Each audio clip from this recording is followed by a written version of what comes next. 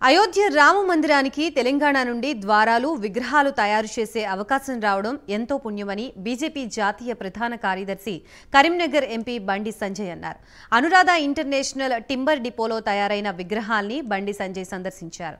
ముస్లిం మత పెద్దలు కూడా పెద్ద ఎత్తున రామాలయానికి విరాళాలు ఇచ్చారనే విషయం ఓవైసీ గుర్తించాలన్నారు. ఓవైసీ రెచ్చగొట్టే మాటలు మాట్లాడితే ఎవరూ రెచ్చిపోరని బండి సంజయ్ మండిపడ్డారు. బీఆర్ఎస్ ని కూకటి వేళ్లతో సహా పీకేస్తామని బండి సంజయ్ ధ్వజమెత్తారు.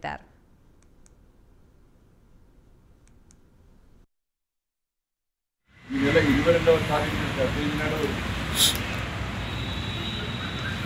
రాముడు నిర్మాణ యొక్క విజయపక్షి కలిగిపోతాం. హిందువులు కలగన్న కళ నెరవేరబోతాం. చరిత్ర చెప్తున్నది అయోధ్యలో రాముడు ఎక్కడికి జన్మించినట్టే అయోధ్య. ఈ పార్టీ ఆ పార్టీ ఆ నాయకుడు ఈ నాయకుడు ఈ వర్గం ఆ వర్గం ఈ మతం ఆ మతం సంబంధం లేకుండా అయోధ్య రాముడు ఆదర్శ రాముడు అందాల రాముడు అనేది చరిత్ర చెప్తా ఉన్నారు.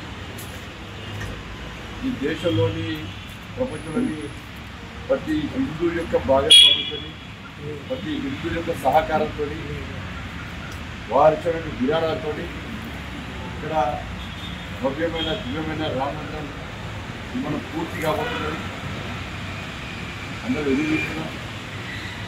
దాని తగ్గట్టుగా దేశవ్యాప్తంగా